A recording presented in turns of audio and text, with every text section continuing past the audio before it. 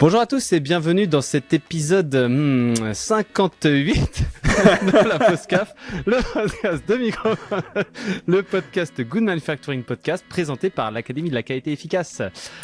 Alors, comment ça va Arnaud aujourd'hui ? Bah écoute, ça va bien. Période de Noël, on vient avec un petit cadeau pour les gens qui nous suivent. Je suis très content de jouer le Père Noël. Je suis ravi. Bon, ça, en plus, on peut le dire, hein. C'est le dernier épisode de l'année 2025. Donc, ouais, peut-être. Très probablement, mais du coup, non, je suis tout excité et donc super content d'être là. Alors vous avez peut-être remarqué, pour ceux qui nous écoutent, nous avons mis en place une publicité. On va pas revenir dessus parce que vous la payez à chaque épisode. Mais si vous avez des retours sur cette publicité, donnez-les-nous. Voilà, et si vous avez envie de mettre votre publicité, c'est tout à fait possible. C'est tout à fait possible. On mettra pas des publicités qui n'ont rien à voir avec la choucroute quand même. Hein. Attention, ne nous envoyez pas une publicité pour Coca ou je sais pas quoi truc quand même. Ou NordVPN. NordVPN. Voilà. Donc aujourd'hui, petit épisode intéressant parce qu'on va présenter quelque chose qu'on a développé depuis de nombreuses années et qui arrive là grâce à tes dernières recherches à un peu l'aboutissement final de cette histoire. Enfin, est-ce que c'est l'aboutissement final ? On ne sait pas. Mais en tout cas, un aboutissement assez intéressant qui va être accessible à tout le monde. En tout cas, pendant les périodes des fêtes, là où il n'y a pas d'erreur humaine. Non, mais même au-delà, on va le laisser accessible un certain temps. L'objectif, c'est de le tester à mort, quoi. Ouais. Voilà. Donc, alors, Arnaud, qu'est-ce que c'est parce qu'on en avait déjà fait. On a fait plusieurs épisodes sur le DT Mic Tool.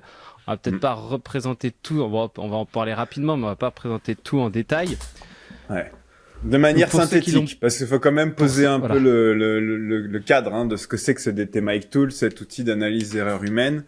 Donc moi, je te propose de poser 2-3 cadres, effectivement. Déjà, c'est un outil qu'on a commencé à travailler en 2020. Voilà, donc ça fait 5 ans. On l'a travaillé avec un client chez qui on a déployé toute une démarche de réduction des erreurs humaines. Et depuis, cet outil fait partie intégrante de notre approche globale de réduction des erreurs humaines. C'est l'outil d'analyse des erreurs humaines. Donc, la démarche, il y a 2 axes. Réactif, on analyse les erreurs humaines. Proactif, on met en place ce qu'il faut pour qu'il y ait moins d'erreurs. Voilà. On va pas parler du proactif. Là, on est sur le réactif, on est sur l'analyse. On a une déviation où on a constaté une erreur humaine et on veut l'analyser. On a plein d'outils sur plein de sites, des checklists, des logigrammes, des machins, des trucs. Et nous, on avait construit cet outil avec ce client à l'époque, avec 2 éléments clés d'entrée. Le premier, c'est on part sur 5 grandes causes potentielles d'erreurs humaines. C'est d'où le DT Mic, documentation, doc, D, formation, training, T, charge mentale, mental workload pour le M. Individual behavior, donc pour le comportement, et changement, change, le C. Et donc en gros, souvent les erreurs, donc après pas mal d'analyses, on a ces 5 causes qui ressortent le plus souvent. Documentation, formation, charge mentale, donc la pression, etc. Le comportement, je prends un raccourci consciemment, et il y a eu un changement dans la pratique, mais qui a été mal accompagné. Et on a intégré 3 facteurs extrêmement important, et ça c'est vraiment la force de cet outil, en amont pour comprendre le contexte de l'erreur, sur la tâche sur laquelle ça s'est produit. Donc, parce que finalement, on voit que dans le contexte, toutes les erreurs humaines ne sont pas les mêmes en fonction de la situation contexte. Et du contexte. Exactement. Donc ces 3 facteurs, c'est la complexité de la tâche, la fréquence de la tâche et l'expérience de la personne.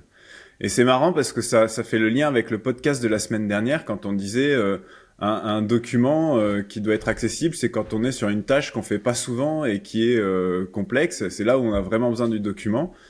Voilà, sur quelque chose qu'on fait pas souvent, le doc, effectivement, va probablement être plus une source d'erreur que quand c'est quelque chose que les personnes font tous les jours et qu'on le veuille ou non, ils retournent plus voir les documents. Je pose les bases, je vais pas détailler plus, mais c'est le principe derrière l'outil, c'est vraiment une liste de questions qui va creuser sur l'ensemble de ces axes, donc documents, formation, blablabla, mais qui va prendre en entrée les 3 facteurs, donc complexité, fréquence, expérience, pour pondérer les réponses à ces questions et te faire ressortir au final, dans ton contexte, cette erreur, les causes les plus probables sont celles-ci pour telle raison. Donc, mécaniquement, derrière, on a les axes, plein de questions. Pour chaque question et pour chaque profil de type de tâche, donc avec la fréquence, la complexité, etc., on a un score qui va nous dire est-ce que ça peut expliquer, est-ce qu'il y a un lien ou pas entre l'erreur et la réponse à cette question. C'est une mécanique, déjà à l'époque, en 2020, qui avait été assez complexe à construire et à améliorer, donc parce qu'on l'a quand même retravaillé, déployé chez d'autres clients depuis, et donc on l'a amélioré à chaque fois. C'est pas si simple que ça, et du coup, forcément, on est dans l'ère de l'intelligence artificielle. Moi, je me rappelle, il y a 2 ans, on voulait transformer notre outil qui est aujourd'hui sous un format Excel et qui rapportait à la fois des probabilités plus importantes de causes et des pistes de solutions qu'on avait préétablies. Mais aujourd'hui, avec l'ère de l'intelligence artificielle, on s'est dit qu'on pouvait aller plus loin. Et donc, ça fait maintenant quelques semaines que je travaille à intégrer cet outil-là dans un chatbot, un ChatGPT build, un ChatGPT Académie de la qualité efficace.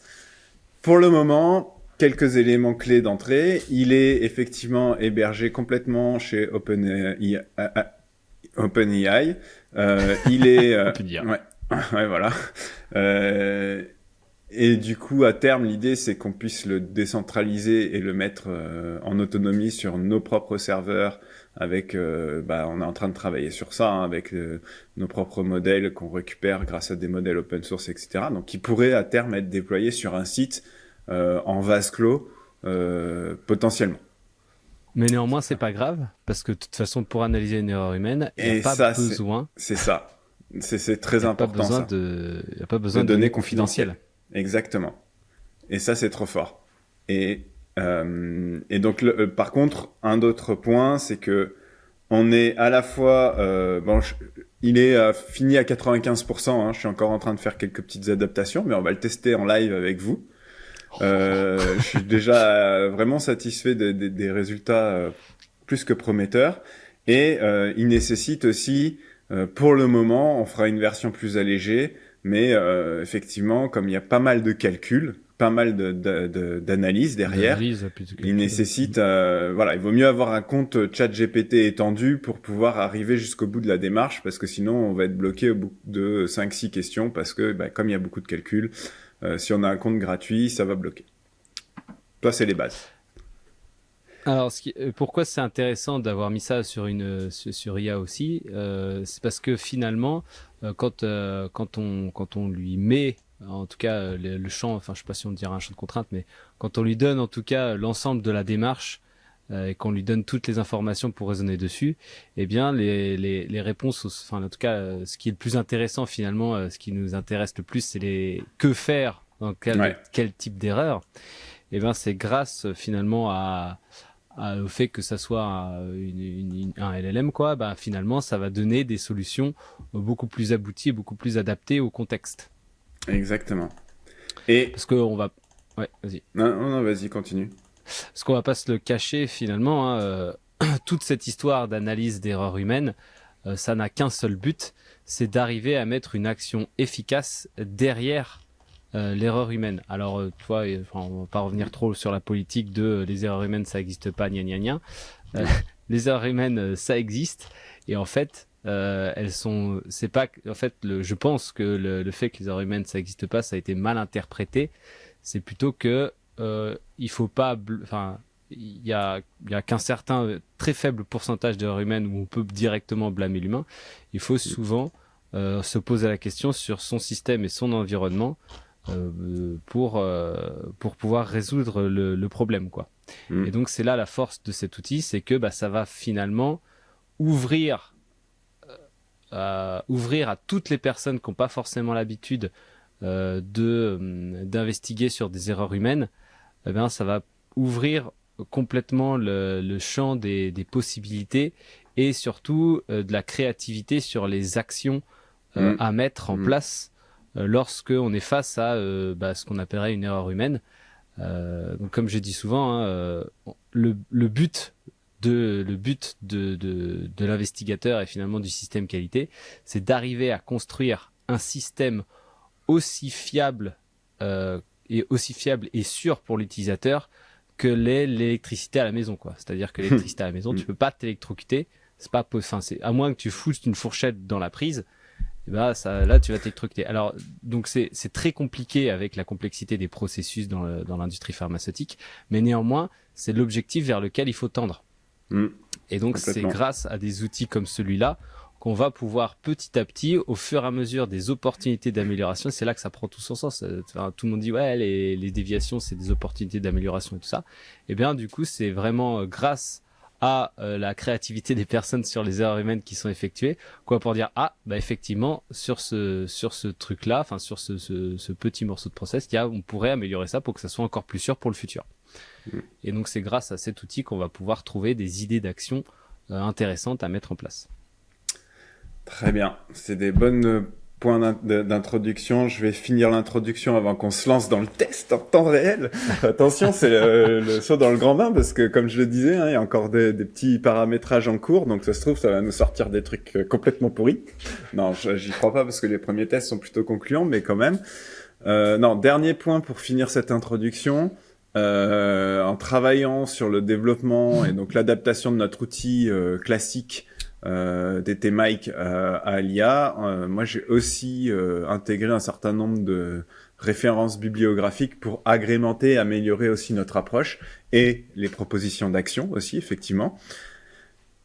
Et tout ça, je l'ai documenté pas à pas. Parce que l'objectif, alors oui, vous allez pouvoir l'utiliser comme ça sur Internet, dire tiens, je vais analyser, etc.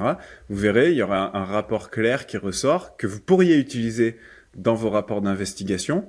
L'idée, c'est d'avoir aussi, donc j'ai fait un document maître qui explique l'ensemble pour supporter la démarche si d'aventure un site souhaite l'implémenter complètement sur son site. C'est un document avec des éléments qui expliquent et qui permettent d'expliquer à un inspecteur toute la démarche qu'il y a. C'est pas un truc complètement flou où on a une IA, on sait pas comment elle marche, mais elle marche. Là, vraiment, j'ai pris ce parti de construire le truc pas à pas et de le documenter pas à pas pour avoir un truc inspection ready, quoi. Est-ce que tu veux dire que tu as validé une IA? J'en suis pas à la valider, mais au moins tout est expliqué sur la démarche, sur comment elle fonctionne, sur les logiques qu'il y a, sur les scorings qu'il y a, et derrière, les gens peuvent regarder et comprendre le moteur en fait. Après, je n'irai pas jusqu'à la valider. Et attention, c'est important aussi. C'est voulu comme un outil d'aide à analyser, à structurer la réflexion et à proposer des actions. C'est pas un outil d'aide à la conformité. D'accord? C'est vraiment comme un coach. C'est comme si nous, on posait des questions à l'investigateur sur les erreurs, quoi. Bon. Maintenant qu'on a planté le décor, est-ce qu'on n'irait pas voir un peu... Faire un tour. À quoi ça ressemble? Yes, allez, c'est parti. Alors, pour tous ceux qui nous écouteraient en podcast, après l'épisode, il est sur YouTube, hein, il sera sur YouTube pour tout le monde, pour si vous voulez voir. Mais après, normalement, c'est quand même audio friendly parce qu'on va quand même lire un peu tout ce qu'il en sort et tout. Exactement. Donc, on arrive sur notre chat GPT. Donc, on fera comment dire, un lien, on partagera un lien, pardon. Non, on partagera un lien. Donc on va arriver ici et du coup on va partir on arrive sur notre DTMic analyse des erreurs humaines, votre coach académie de la qualité efficace pour vous aider à analyser les erreurs humaines sur votre site de production pharmaceutique. Pour une analyse complète sans interruption, un compte ChatGPT avec accès étendu est recommandé. Donc je commence. J'ai une erreur. Un compte accès étendu, c'est le truc à 20 €, c'est ça, non? Ouais. 18. 18 ou 19. $20. Donc j'ai une erreur humaine à analyser. Alors moi je sais que là j'ai une connexion qui est un peu lente, donc j'espère que ça va pas mettre 3 plombes. Sinon c'est toi qui iras dessus. Hein. Ouais. Je me mets en branle. Ouais, parce que moi je suis souvent obligé de relancer là en ce moment. j'ai un mauvais temps, je suis Internet par satellite, ça y est, c'est bon, c'est parti. Attends. Donc là, je lui ai dit, j'ai une erreur humaine à analyser. Première question qu'il me pose, peux-tu décrire brièvement ce qui s'est passé? Tâche réalisée, contexte, moment où l'erreur est survenue. Aucune donnée confidentielle nécessaire. Et ça, c'est important. Hein. Ça veut dire qu'on peut l'utiliser, même même si les données elles partent dans le chat GPT. On n'a pas besoin de mettre de données, de nom de produit, de numéro de lot, de nom de personne, de site, etc. Vous allez voir. Hein. Donc je sais pas. Est-ce que tu veux que je commence moi avec un cas ou est-ce que toi tu veux proposer un cas Alors mon cas, c'est un cas que j'ai vécu moi quand j'étais en production de nuit. Je l'ai pas encore testé celui-là. Donc on va voir. Donc ce qui s'est passé, c'est que donc c'est durant l'équipe de nuit, une opératrice s'est trompée dans les branchements sur le tableau de pontage entre la cuve de stockage et la ligne de remplissage. Voilà. On a peut-être dû tout taper d'abord et faire des CTRL-C, CTRL-V. Ouais, c'est vrai. Bah, c'est pas grave. Le produit s'est répandu sur le sol. Voilà. Donc, je lui ai posé un peu le contexte. Vous voyez, j'ai donné aucune information confidentielle. Donc là, première question, est-ce que la tâche concernée plutôt simple ou complexe? Alors si elle est critique, on peut aussi le préciser. Donc est-ce que c'est simple ou complexe? En vrai de vrai, le branchement sur le tableau de pontage, c'est pas si simple. Parce qu'il y a plein d'arrivées, il y a plein de cas possibles. Et donc dans le contexte de cette erreur, c'était plutôt, on va dire, complexe. Par contre, c'est critique. Parce que sinon, le produit se répand... Enfin voilà, en gros, si on se trompe dans le branchement, ça part dans l'atelier et c'est sur le sol. Ok. Donc là, il me pose la question suivante. À quelle fréquence cette opération est-elle réalisée? Plusieurs fois par jour, quotidiennement, hebdomadairement. C'est là que ça devient intéressant, c'est que dans ce cas-là, c'est un branchement comme ça, ils le font tous les jours. Sauf que cette personne-là, je crois que c'est la première fois qu'elle en faisait un. On était en équipe de nuit, donc... mais expérimenté. C'est quotidien. Non, mais pas expérimenté, du coup. Oui, pas expérimenté avec ça. Mais c'est la première fois que cette personne faisait ce branchement. Ok. Faut lui faire un rappel opérateur. Depuis combien de temps cette personne réalise-t-elle cette tâche ou occupe-t-elle ce poste? Eh ben là, alors, elle est sur le poste depuis un moment, mais cette tâche, c'est la première fois. Donc, vu qu'on va se concentrer sur la tâche, c'est la première fois qu'elle fait la tâche. Donc récemment. Voilà. Donc là, on a posé le décor. On a nos 3 éléments. Complexité, fréquence, expérience. Première question, le document décrivant le branchement était-il disponible et accessible au moment de l'action? Non, aucun document n'existait. Ah ouais. Ouais.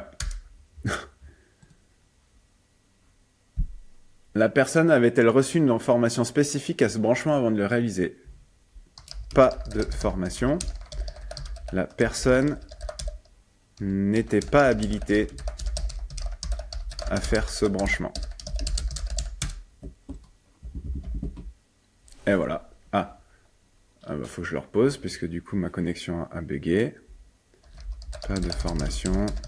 La personne n'était pas habilitée.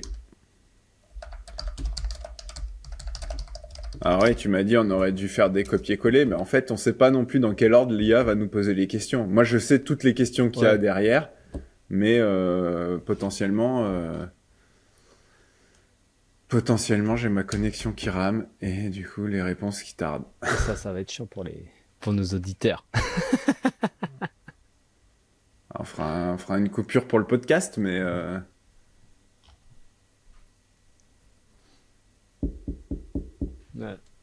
alors. Tu vas lancer. Voilà, tu vois ça a bugué. Toi, tu vas lancer un truc. Après, on va finir ce cas-là. Unable to load conversation, super. Ça n'est pas un rapport avec ChatGPT, mais c'est la connexion pourrie de Arnaud. Exactement. Et c'est bizarre parce que quand je l'utilise sur mon téléphone, ça marche très bien, et quand je l'utilise sur mon ordinateur, ça marche pas. C'est que t'as un NordVPN. NordVPN. Non, j'ai pas NordVPN. Ah, purée. Ok. On revient. Donc, pas de formation, elle n'est pas habilitée à faire cette connexion. Y a-t-il un changement récent concernant cette opération ou ce branchement ? Alors, intéressant, il y a eu une opération de maintenance.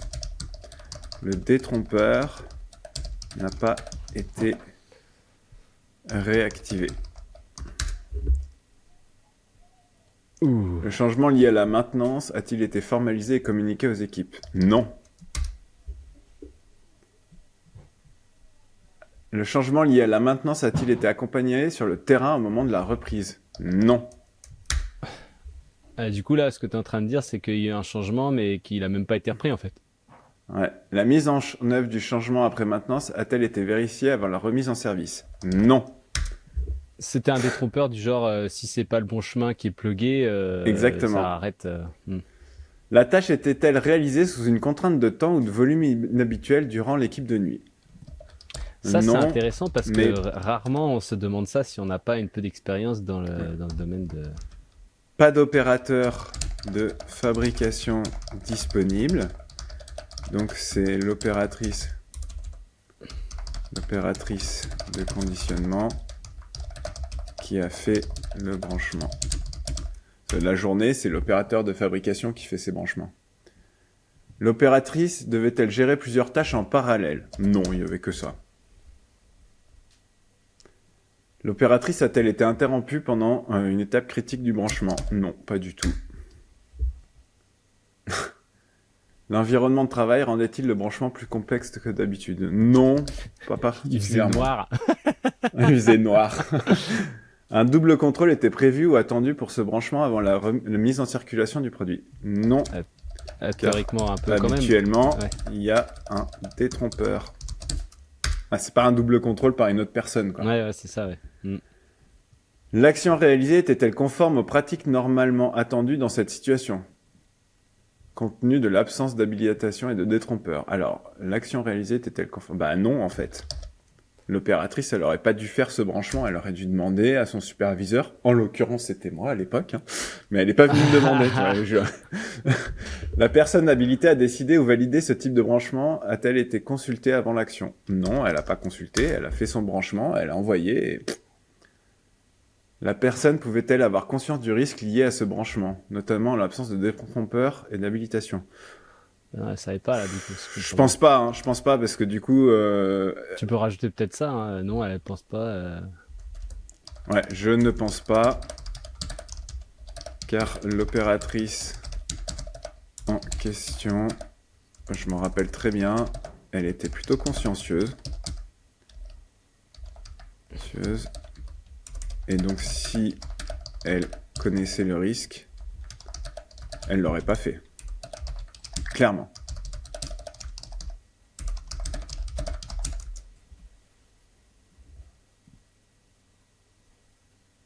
L'action a-t-elle été réalisée en prenant un raccourci par rapport à l'organisation normale ? Non.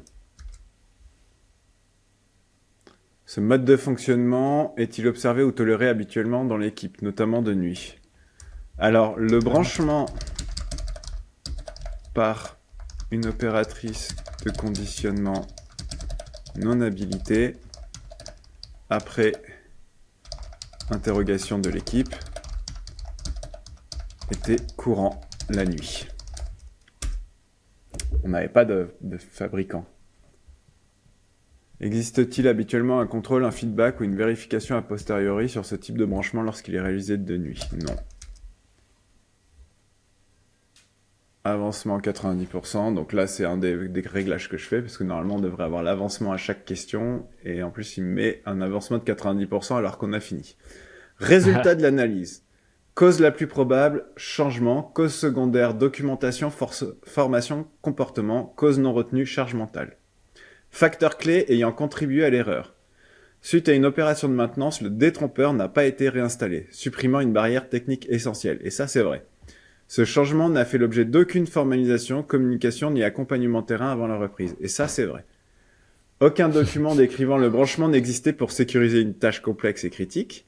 Le branchement a été réalisé par une opératrice non habilitée sans formation préalable sur cette connexion. J'ai une question quand même, t'avais pas dit que c'était facile? T'as dit que c'était complexe? Je sais pas. Non, j'avais dit que c'était complexe. Parce que tu sais, le tableau de montage, il y a plein de trous d'arrivée, machin, tu peux facilement te planter, quoi. La pratique de réaliser ce branchement par une opératrice de conditionnement la nuit était courante et non contrôlée. Piste d'aide à la résolution. Sécuriser systématiquement les remises en service post-maintenance par un contrôle formalisé des dispositifs de sécurité, dont des trompeurs. Formaliser et communiquer tout changement impactant une tâche critique avec accompagnement terrain avant reprise. Ça aurait pu être intéressant, effectivement, de dire attention, des trompeurs désactivés, tu sais, sur Exactement. sur le labo de pontage, quoi. Définir clairement les règles d'habilitation pour les branchements critiques, y compris en horaire de nuit. Ça, c'est clair que c'était un gros trou dans la raquette. Mettre en place un support documentaire simple et immédiatement accessible pour les branchements non triviaux. Ça, c'est un truc que j'ai fait moi après coup. Revoir l'organisation de nuit afin d'éviter les adaptations locales non sécurisées. L'investigateur reste le seul responsable de l'analyse. Ce résultat constitue une aide à la réflexion, à la structuration du raisonnement et ne se substitue pas au jugement professionnel. Donc là, on a un premier élément. On peut lui demander de préparer un rapport détaillé pour le copier-coller dans un ordre. Pour coller dans notre investigation. Je veux le rapport. Donc là, il va avoir un truc plus poussé, hein. Rapport détaillé, résumé factuel. Donc lors de l'équipe de nuit, une opératrice de conditionnement a réalisé le branchement entre une cuve de stockage et une ligne de remplissage via un tableau de pontage. Le branchement a été effectué de manière incorrecte, entraînant un déversement du produit sur le sol. La tâche était complexe et critique, avec un impact direct sur la sécurité, la qualité et l'environnement de travail. Cette opératrice réalisait ce branchement pour la première fois et n'était pas habilitée pour cette opération. Ça, c'est cool parce que déjà, ça peut mettre, ça te permet, voilà, parce que tout le monde a la flemme de faire ce petit résumé, même si ce petit résumé, il prend vraiment pas beaucoup de temps à faire.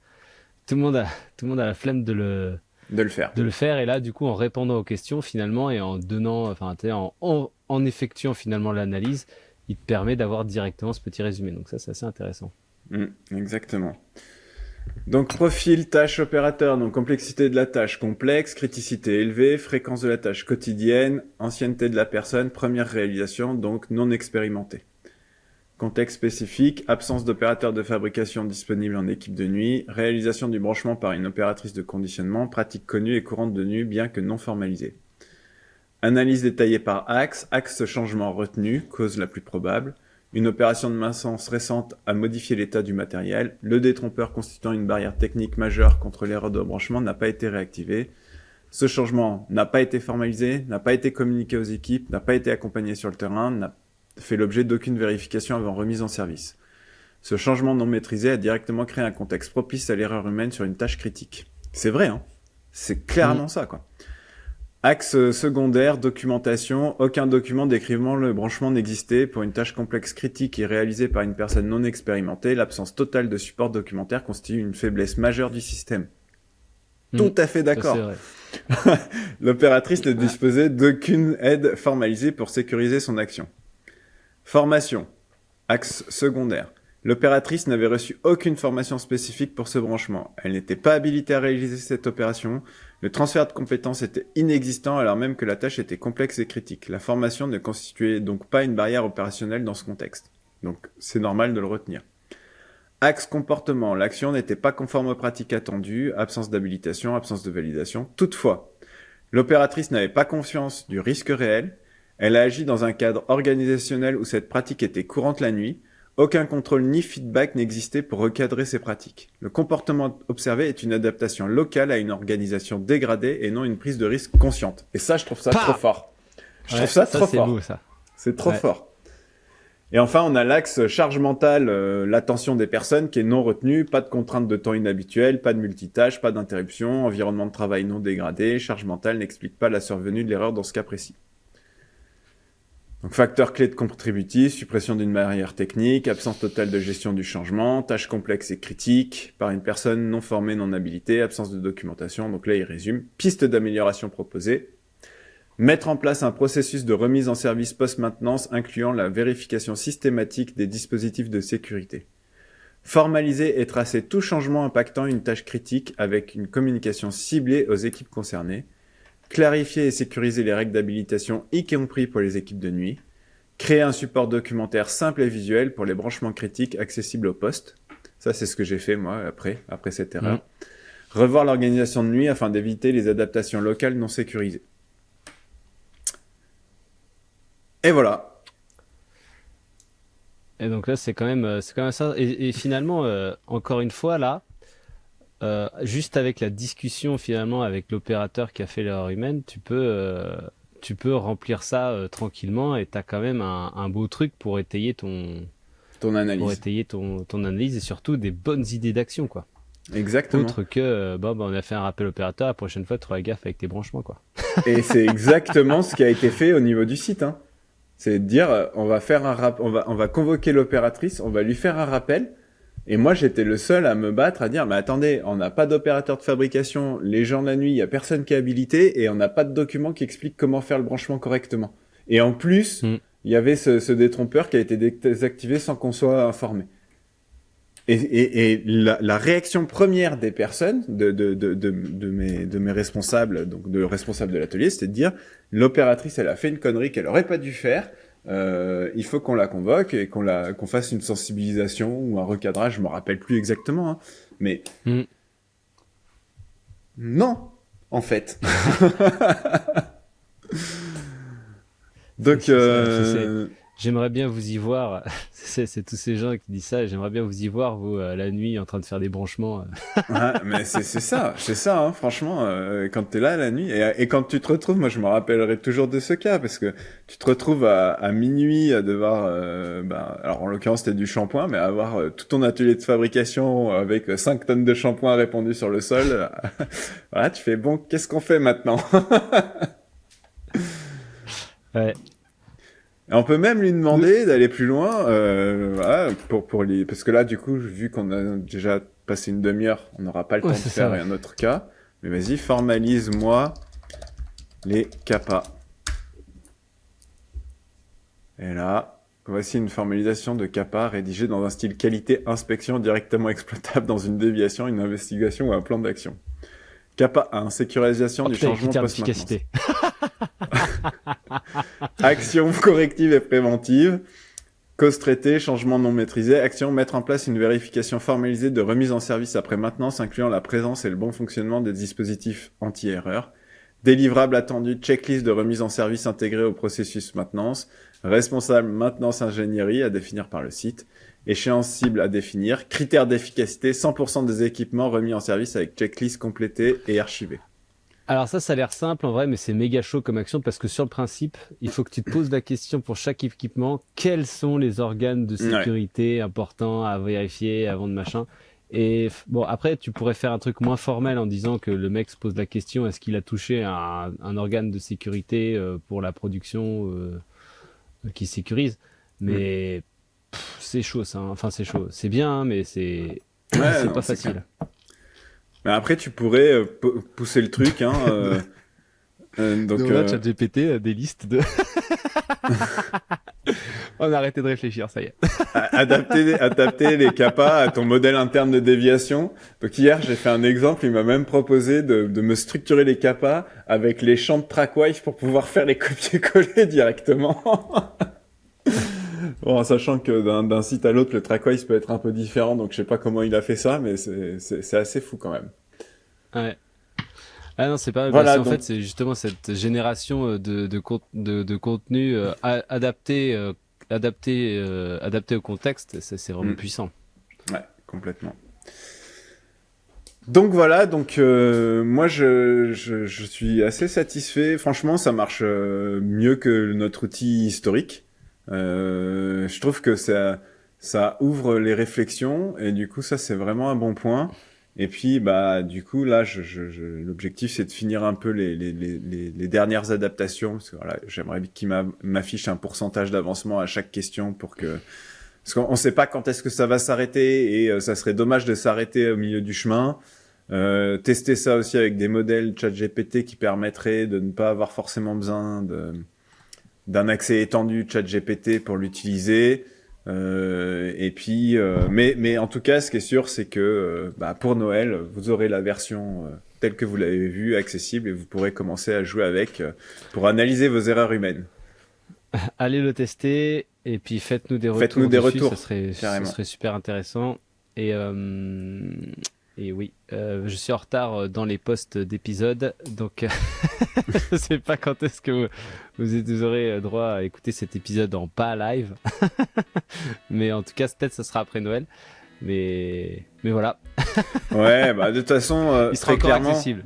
Voilà, on va le laisser accessible quelques semaines, quelques mois pour le tester un max. Après, probablement qu'une fois qu'on l'aura un peu plus packagé et affiné, il sera accessible sur notre communauté.